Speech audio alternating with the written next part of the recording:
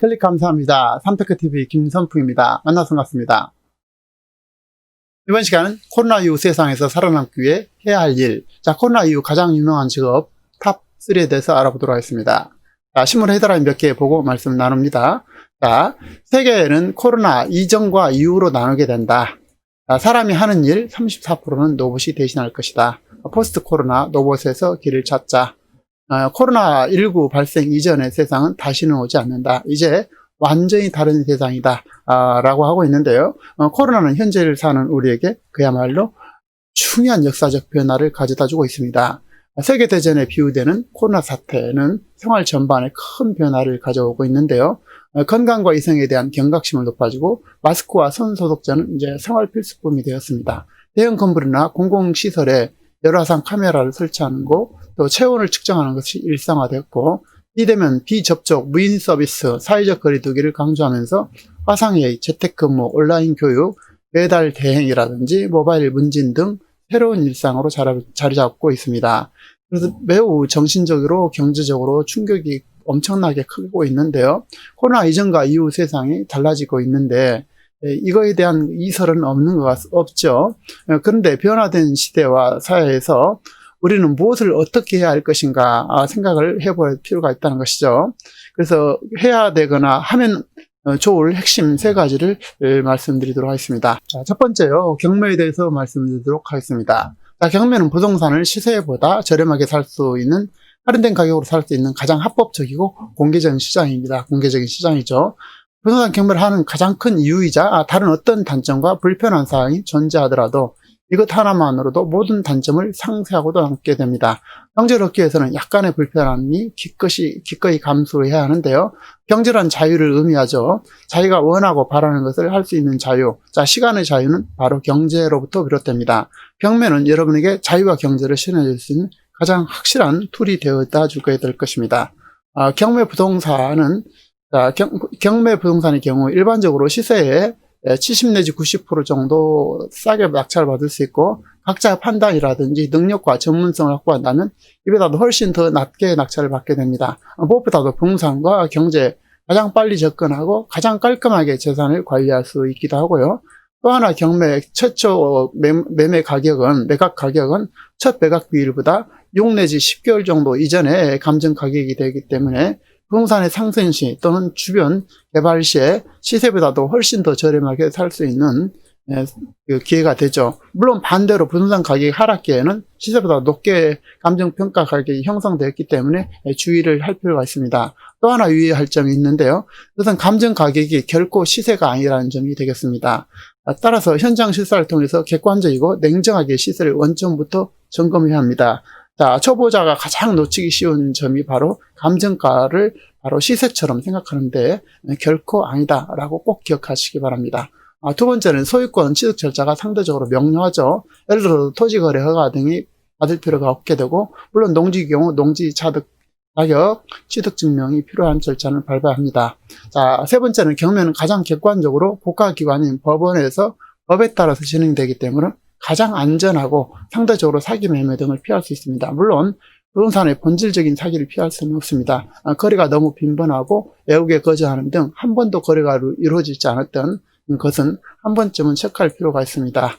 세 번째는요, 부동산의 매매 가격을 매수자가 스스로 결정하고 판단하게 되죠. 물론 경쟁자가 있지만 가격을 매도자가 결정하지 않고 매수자 본인이 판단해서 결정하게 되므로 매우 합리적이다, 이렇게 말씀드릴 수 있습니다. 하지만 분위기에 휩쓸려 가지고 사람들이 몰려들 것 같아서 군중심리로 매수가를 올려서 입찰하는 것은 그런 어리석음을 지녀서는 안 될 것입니다. 확실하고 차갑고 냉정한 자기 기준을 가지고 해야 되고, 이것을 통제할 수 없다면 차라리 공인중개사를 통해서 좋은 매물, 싸고 저렴하고 미래 가치가 확실한 건매물을 구입하는 것이 현명하다, 이렇게 말씀드릴 수 있겠습니다. 네 번째는요, 부동산 취득 잔여금에 대한 융자가 비교적 잘 되고 있습니다. 낙찰가의 70 내지 90%를 할 수 있고, 융자 절차도 상대적으로 쉽습니다. 경매의 그러면 단점에 대해서 알아보도록 하겠습니다. 부동산 경매 시 지식이 부족하거나 부동산에 관해서 큰 흐름을, 이렇게 세부적인 내용을 동시에 잘 알지 못하면 위험에 빠질 수 있습니다. 부동산의 점유자가 또 특히 유치권자 이런 것들에 이들과 갈등과 신경전을 펼칠 수가 있고요. 이 경우 매도와 명도를 위해서 다양한 방법이 있지만 기본적인 것은 법적인 힘을 통해서 인도 명령, 명도 소송 등으로 부동산을 인도받게 되고, 이 경우 시간이 6개월 이상 소요될 수 있습니다. 세 번째는 예상치 못한 추가 비용이 발생할 수 있죠. 수리 비용이라든지 인학 관리 비용, 공과금, 이사 경비와 쓰레기 등 재반 비용이 지나치게 높은 것은 낙찰가에 충분히 반영하지 않다면 상당한 손실이 발생할 수 있게 됩니다. 네 번째는요, 경매 물건에 대한 부정적인 시각이 있을 수 있습니다. 하지만 이것은 편견일 뿐이라는 사실입니다. 가장 합법적이고 가장 자본주의에 충실한 제도가 바로 경매제도입니다. 만일 경매제도가 없다면 자본주의에서 채권을 실현할 방법이 없게 되죠.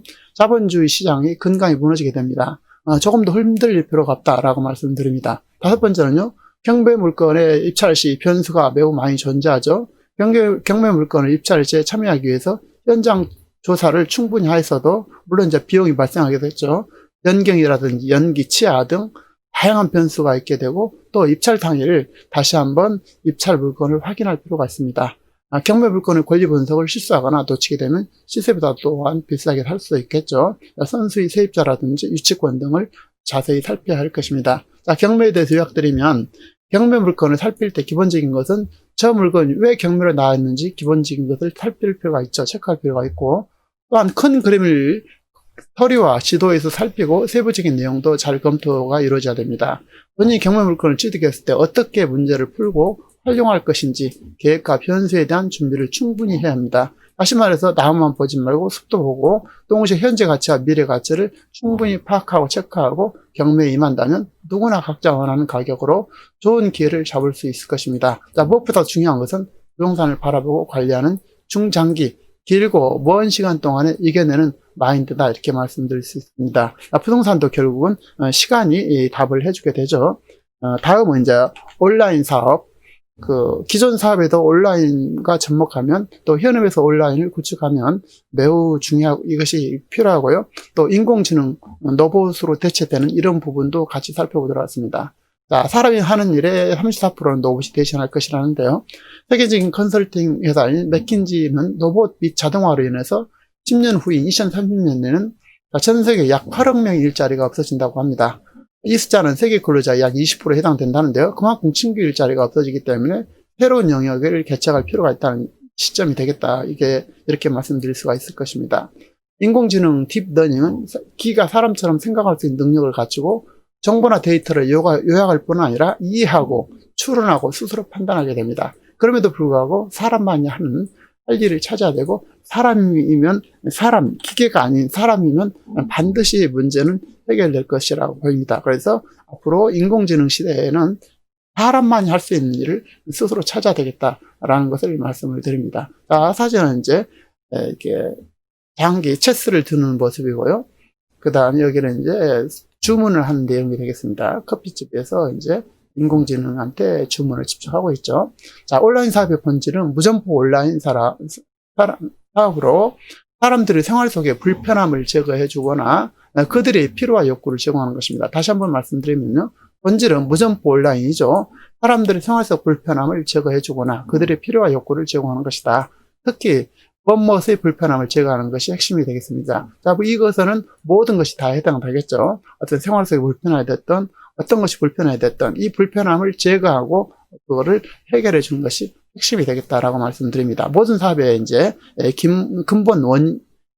근본 출발점이 그게 되죠. 그래서 편할 것 같은 것이 아니라 불편한 것, 이런 것을 제거하거나 보완해 준다면 좋은 것을 끊임없이 찾음과 동시에 경험과 책, 각종 정보 사이트 등 관련 분야를 통해서 끊임없이 깊이 관찰하고 어떤 한 분야를 깊이 파고들어서 실질적으로 필요한 것을 만들어내서 그것이 다른 사람들이 돈을 지불할 것인가를 찾아내고 그 부분을 편안하게 보완해내는 것이 온라인 사업의 모든 사업의 이제 기초이자 핵심이 되겠습니다.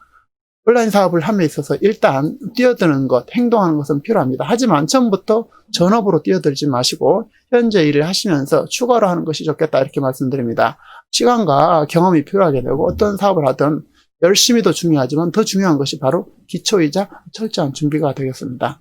아이템 선정이라든지 시장 조사, 상품 기획, 조달과 판매 방식과 판매 채널의 확장을 위해서 다른 사이트와의 제휴라든지 신뢰를 어떻게 줄 것인지 등 모든 것을 계획하고 기록하고 차분하게 하나씩 행동해야 할 것입니다. 어떤 일을 하든지 가장 중요한 것은 바로 멘탈과 마인드라고 다시 한번 말씀을 드립니다. 일을 단순화시키는 것은 매우 중요한데요. 이것저것 다 하는 것이 아니라 해야 할 일과 하지 말아야 할 것을 정확하게 구분만 잘해도 1년에 할 것을 두 달이면 해낼 수 있다는 것이죠. 아울러 늘 습관적으로 기록하고 메모하는 것은 일과를 비롯해서 자기가 할 일, 또 하는 일을 정확하게 기록하고 메모한다면 놀라운 성취를 이루는 탁월한 방편이 되어주게 될 것입니다. 메모하고 기록한 사람은 모두 성공한 것은 아니지만 성공한 사람들은 한결같이 기록한 사람이다라는 것이 정설이죠. 자, 온라인 판매 방식에 대해서 알아보도록 하겠습니다. 기존 온라인에서 판매하는 방법이 있겠죠. 홈쇼핑이라든지 또 옥션, 지마켓, 쿠팡 등 이미 만들어진 사업을 대신해서 판매하는 방식으로, 취약점은 이제 보관, 배송, 반품 마진 등이 약한 부분이 있지만 이 중에서 이제 경쟁력 있는 제품을, 자기가 특화된 제품을 집중하면 될 것입니다. 두 번째로는요, 유무형의 서비스를 온라인에서 제공한다는 것이죠. 디자인과 맞춤 프린팅 티셔츠, 자신만의 책이라든지 전자책, 또 자신만의 전문 상담 서비스, 지역을 초월한 자신이 알려지지 않았기 때문에 고객을 만나는 것이 어려울 수 있기 때문에 끊임없이 본인을 알게 할 것입니다. 어쨌든 이것이 알려만 지면은 유무형의 서비스를 온라인에 제공하기 때문에 탁월한 온라인 사업의 핵심이 될 수 있겠습니다. 두 번째는요, 자신이 가지고 있거나 창조한 유무형의 콘텐츠를 온라인에서, 세 번째요. 자신이 가지고 있거나 창조한 유무형의 콘텐츠를 온라인에서 제공하는 사업, 지식산업이라든지 이런 것들은 21세기의 전형적인 온라인 사업으로서 자신의 경험과 특장, 그리고 특기와 노하우를 제공하고 자신의 브랜드를 파는 일이 되겠습니다. 인간은 누구나 남과 다른 자기만의 가치가 있죠. 그것을 특화시키면 되겠습니다. 다음으로는 유튜브와 블로그, 기타 SNS에 대해서 알아보도록 하겠습니다. 이제 유튜브와 블로그는 그야말로 누구나 하는 필수 아이템이 되고 있습니다. 사람 누구나 각자 개성과 장점이 있죠. 그 장점을 가장 빠르고 확실하게 발휘할 수 있는 공간이 바로 유튜브이자 블로그가 되겠습니다. 유튜브는 뭐든지 가능한데요. 본인이 직접 출연을 해도 되고 가능한 목소리로만 해도 됩니다. 특정 캐릭터를 내세워도 되겠죠. 분야는 인생과 생활, 자연 할 것 없이 대부분에 해당되고 상상할 수 있는 모든 것이 있겠습니다. 사람들의 관심과 필요, 그리고 불편함을 대신하거나 행복을 나누는 일, 또 정보를 제공하는 일, 자기 장점과 특기, 또 취미 등을 나눌 수 있고 다른 사람의 책을 대신해서 읽어줄 수 있을 것입니다. 독서를 많이 하고 목소리가 좋다면 책을 요약해서 정리하거나 책을 읽어주는 것은 매우 효과적인 전략이 될 수 있을 것입니다. 자연이나 동물을 영상으로 이렇게 올릴 수 있고 특정 분야를 집중적으로 올릴 수 있을 것입니다. 전 세계를 대상으로 하기 때문에 본인에게는 쉽지만 그리고 너무나 당연하지만 본인 입장에서는 그 누구인가는 이것이 어렵거나 매우 흥미롭거나 도움이 될 수 있다는 것입니다.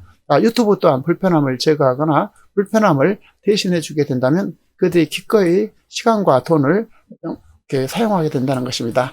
블로그 또한 장점이 있는데요. 블로그는 글을 잘 쓴 사람, 이런 분들에게는 자기를 알리고 자기가 원하는 상품과 제품과 서비스를 알리는데 가장 탁월한 전달수단이 바로 블로그입니다.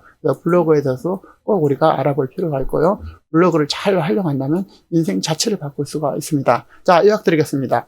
코로나 이후 세상은 그야말로 많은 변화를 초래하고 있습니다. 각자 자기의 장점을 살려서 누군가에게는 불편하고 꼭 필요한 것을 온라인 세상에서 제공하게 된다면 여러분은 예상치 못한 반응을 가져올 수 있고 받을 수가 있을 것입니다. 또한 경매를 통해서 가장 안전하게 경제를 이룰 수 있습니다. 중요한 것은 변화에 적응하는 것이고 작은 일을 시작하는 것이다, 이렇게 말씀드릴 수 있을 것입니다. 각자 잘하는 분야를 잘 개척해서 건강하고 행복한 삶을 이루시기를 바랍니다.